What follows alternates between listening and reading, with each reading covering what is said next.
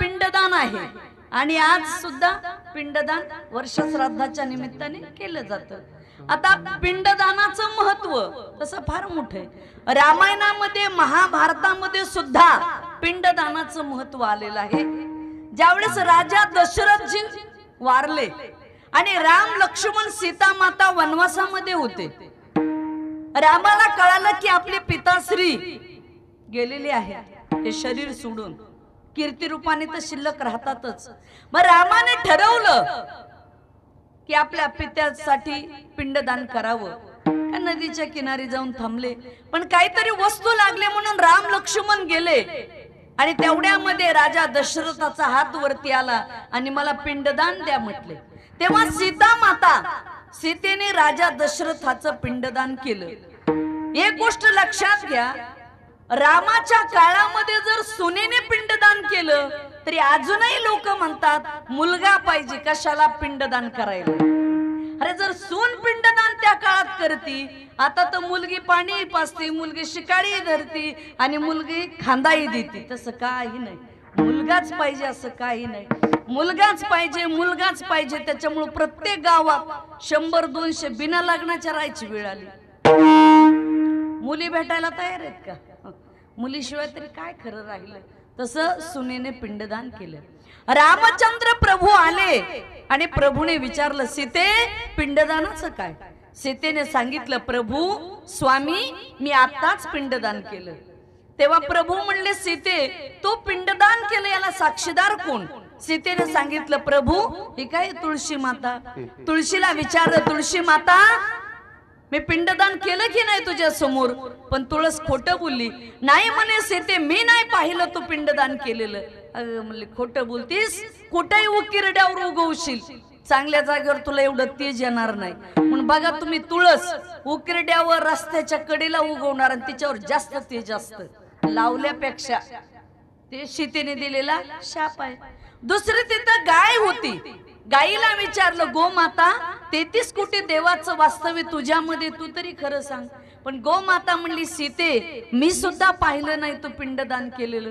सीतेने तिला शाप दिला, ज्या तोंडाने खोटं बोललीस चंद्र सूर्य असेपर्यंत तुझं तोंड पूजेच्या लायक राहणार नाही, अपवित्र असणार आहेस, पाठीमागून पूजा होईल। म्हणून गाईचं शेण कामाला येतं, गोमूत्र कामाला येतं, पण तोंडाकडून पूजा होत नाही, पाठीमागून दर्शन आहे। बरं इथं सगळे बसलेली सुज्ञ माणसं आहात आपण, जर गाय एकदा खोटं बोलली तर चंद्र सूर्य असेपर्यंत तिचं तोंड अपवित्र झालं, आता आपलं बोलणं कुठं न्यायचं?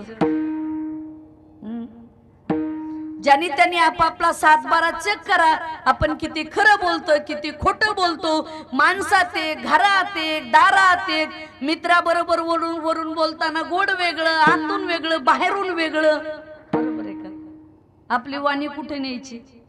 फक्त एवढे वेळेस आमच्याकडे बघा तुमच्या गावाला असं मंजूर करू आणि पुन्हा म्हणलं का हो पेपरला तर बातमी आली होती, नाही नाही म्हणे पेपरवाले काही छापतात, आम्ही असं बोललोच नाही। काय करावं? आपली गावानी साधी का? म्हणून तसं करू नका, खरं बोल। संत वामन भाऊने शाप दिला तर वाटलं होत होतं होय भाऊ, भगवान बाबाने आशीर्वाद दिला तर कल्याण होत होतं का? वाणी ताकद होती। भीमसिंह महाराजांनी आशीर्वाद दिला तरी कल्याण होत होतं।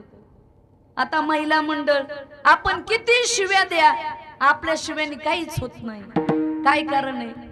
काही बरळू बरळू आपली जीभ बोथट झाली, आपल्या जिभेमध्ये आशीर्वादाची ताकद राहिली नाही, शापाची राहिली नाही, बरं का? अनंत वाचाळ बरळती बरळ त्या कैसेनी गोपाळ पावे हरी। अनंत वाचाळ बरळू बरळू बरळू बरळू काही राहिलं नाही आपल्या वाणीत महाराज। वाणी आणि पाणी जपून वापरा बरं का। वाणी एवढं महाभारत एका वाक्यामुळे घडलं। द्रौपदी म्हणले आंधळ्याचा मुलगा आंधळ्याच वाणी आणि पाणी जपून वापरा। ज्ञानेश्वर महाराजांनी 750 वर्षापूर्वी ज्ञानेश्वरीत लिहून ठेवलंय, झाडे लावावी, जलाशय निर्मावी, नगर वसवावी। झाडं लावा, माऊलीचा संदेश बघा इथं। गीते बाबांनी किती झाडं लावलीत? लिंबुनीची झाड आहे, लिंबाचं झाड आहे, पेरू आहे, जांभळ आहे, पलीकडं झाडं लावा। झाडामुळे तरी चांगलंय, ऑक्सिजन आपल्याला भेटतो। वृक्षवल्ली आम्हा सोयरे वनचरे, झाडं लावा बर का मंडळी. पावसाळा आलाय, झाडाची लावालावी करा, एकमेकात लावालावी नका करू. पण माणसं झाडं कमी लावतात आणि लोकात जास्त लावालावीच करतात. मग ते क्षेत्र कुठलंही असेल, काही काहीला लावालावीतच जास्त रस. दोघाचं चांगलं चाललंय ना, याचं वाटोळं कसं व्हावं अशा सुद्धा खळ काही कमीत काय या महाराष्ट्रात. असं आहे. म्हणून जे खळांची व्यंकटी सांडो म्हटले बाबा, तसं नको आहे. म्हणून झाड, जलाशय निर्मावित, पाणी पाणी अडवा, पाणी जिरवा. सरकारने सुद्धा स्कीम काढली, बांध बंदिस्त केले पाहिजेत. बघा या वर्षी आपल्याला पाऊस कमीच आहे ना. चांगला आहे ना, चांगला आहे. शेततलाव भरून ठेवले पाहिजेत. पाणी जमिनीत जिरवा सांगितलं, एकमेकाची नका जिरू. आपण म्हणतो 1 एकर जमीन विकील, पण याचं नीटच करील, नका करू. समोरच्याचं नीट करायला गेलं ना तर आपलं कधीच नीट झालेलं असतं महाराज. समोरच्याचं तोंड काळं करायला जायच्या अगोदर आपले हात काळेले झालेले असतात, पण ते नका करू. म्हणून आपला विषय चालला होता की बोलणं हे कसं असावं. म्हणून साच आणि मवाळ, मितले आणि रसाळ, शब्द जैसे कल्होळ अमृताचे, असं आहे. गोमाता ती पुण्यात तिथं वाहणारी गाया होती नदी. तिला विचारलं, फेडीत पाप ताप पोखित तिरीचे पादप, समुद्रा जाय आप गंगेचे जैसे. हिमालयात निघालेली गंगा वाहत वाहत वाहत समुद्राला जाऊन मिळते, पण जात असताना दोन्ही तीरावरच्या झाडांना पुस्ती देत देत ती जाते. बरं, हे महत्वाचं आहे. म्हणून तिला विचारलं गयाला, तुझ्या तर पिंडदान केलं, पण गयाही फोटो बोलली. बरं का, गया म्हणली, राम प्रभू मी नाही पाहिलं सीतेने पिंडदान केलेलं. म्हणली खोटं बोलतीस, तुझ्या पाण्यात किडे पडतील आणि तू वरून वाहणार नाहीस. जर तुम्ही गुप्त गयाला गेलात ना, जेवढ्या एरिया सीतेने शाप दिलाय तेवढ्या एरियामध्ये नदी अशी आतून वाहते, वाळूच्या खालून पाणी, वरून नाही. तुम्हाला विधी करायचा असेल त्या मातृगयावर तर पाणी वाळू उकरावी लागते, मग विधी करावा लागतो. जर जास्त वेळ पाणी राहिलं तर आजही त्या पाण्यात किडे पडतात. आणि तिथं 5वं होतं वडाचं झाड. सीता माता म्हटल्या, वडा तू तरी पाव, वडा पाव.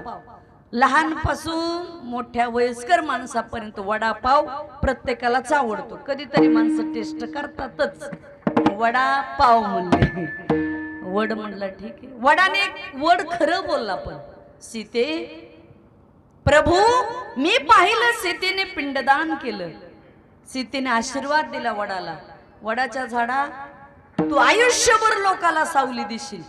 तुम्ही बघा कुठल्याही झाडाची पूर्ण पानं गळतात, काही होतात कमी जास्त, पण वडाच्या झाडाची पूर्ण पानं कधीच गळत नाही. म्हणून आम्हाला शाळेमध्ये कविता होती, बाप्पाचे माझा वड, बाप्पाचे माझा वड, माय माझे फुल जाई, दोघांच्या सावलीची काय सांगू बडे जाई.